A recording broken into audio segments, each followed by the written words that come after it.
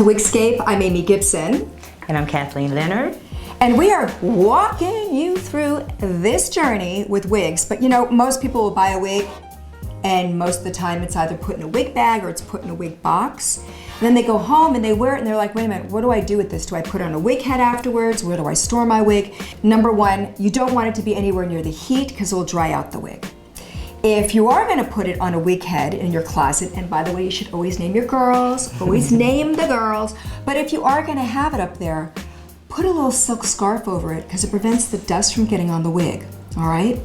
Now, the other thing is, you don't wanna leave your wig in a place like I did where my long-haired dachshunds think they're either like, it's a girlfriend or a boyfriend, okay? I came home and they're like shredded my wigs. I had a client once who kept buying wigs and I said, Elaine, you don't need any more wigs. I don't know what you're doing.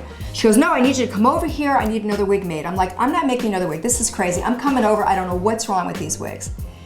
I come in and she had all the wigs stored flat, one on top of another in the closet. I said, Elaine, I didn't say store the wigs on top of each other. I said, put them on the wig heads I gave you and name them. So you don't want to put them on top of each other on the floor, okay?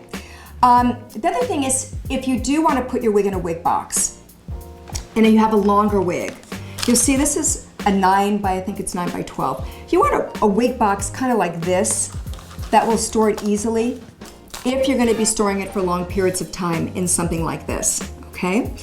So another cool way to store your wigs could be in something that's a little more discreet than a plastic bag, and that is called the rescue bag, R-E-S-Q bag. This is something that I had created that came out of a real situation with me, a traumatic one.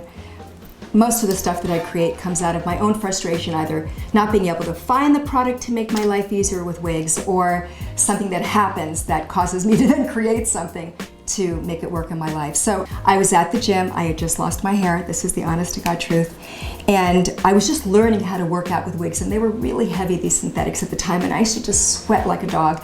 And so I would have all my stuff with me. I would have it in my gym bag. I'd have all the accessories and I'd put them on the shelf, and I'd have my dry wig in a bag that I would take out. I would put my wet wig, I would take it off and put it in the bag, this little plastic bag. And then I would take out the witch hazel and clean my head because I'm really into scalp hygiene. I think it's super important.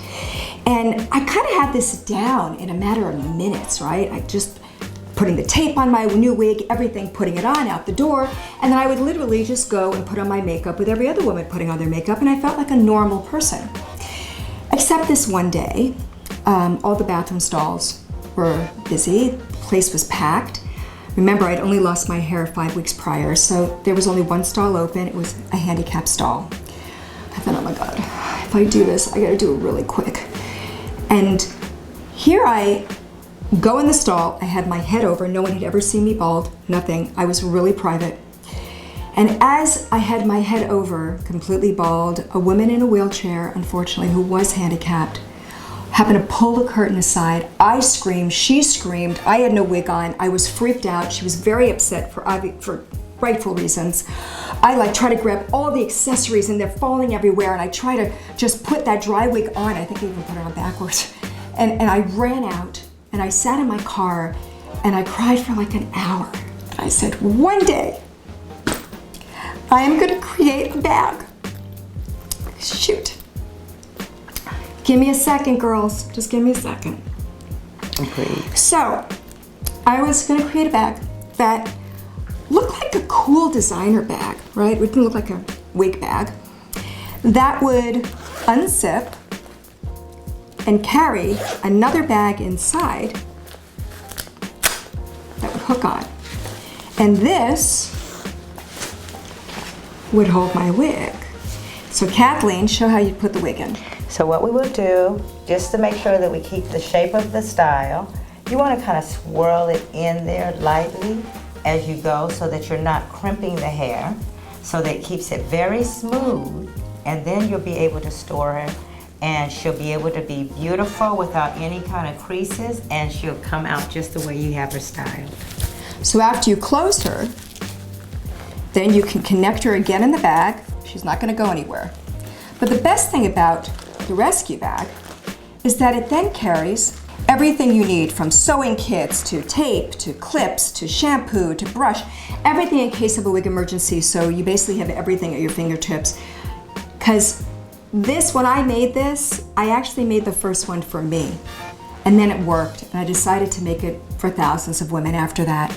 So it comes separately. You can buy it actually as a little mini rescue bag, or you can buy it as the two-piece set, and it comes in hot pink, black, and of course my favorite, leopard. The other way of traveling or storing a wig is actually just in a really nice little wig bag, right? These are just a little chiffon or charmeuse, whatever this is. Breathable bag. Yeah, and you just take it. You can do your toppers or your wigs in here like this, and you just want to give it enough room, and you just store it just like that. The other way to do it is to take your wig or topper. The most important thing if you're going to use a plastic bag is to leave air in it so it doesn't get too flat. I'm going to take the brown wig,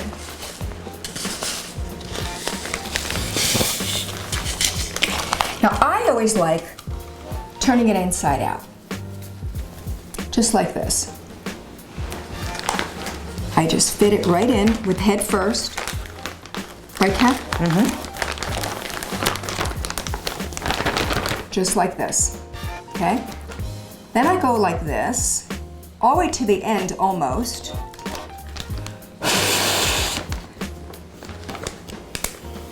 Yep. Then you're okay.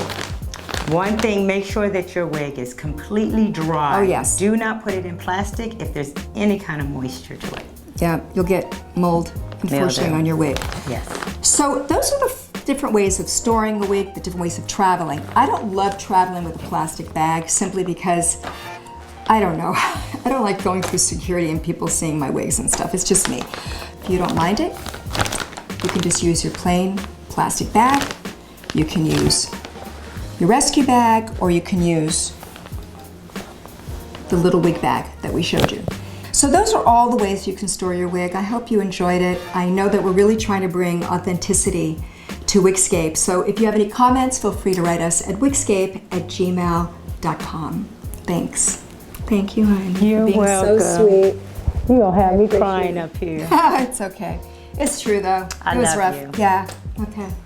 We are stronger women when we go through things. Woo, girl. Woo. My ladies, I have to tell you, that have hair loss, with no disrespect to women that don't, but you know, women that go through hair loss have to reach down a little bit deeper to find out what makes them tick, because they just can't rely on the external. So they always are a little bit deeper than I find that most women that haven't had to go to that place, right? So when I lost my hair, I was known in television. I had hair and stuff, and I had to find out all this other stuff. Where did my sensuality lie? Where did my sexuality lie? And the rescue bag was a way for me to keep my secret. You know, it was a way to keep my secret, so. And I remember when I was with you, when you were coming out to the public about this, and how you fought through tears to make sure that you let every woman know that they were more than just hair. So I just want to thank you for just letting me know, with a woman with hair, that I am more than just my hair. So that's what I want to say for You're making you. me cry, girl, stop it. She already made me cry. 17 years, you see what happens when you're with somebody 17 years? This is what happens. If I've missed something, if you want to know about anything else, you can certainly write me at hello@wigscape.com. All right, have a good day, guys. You too. See you next time.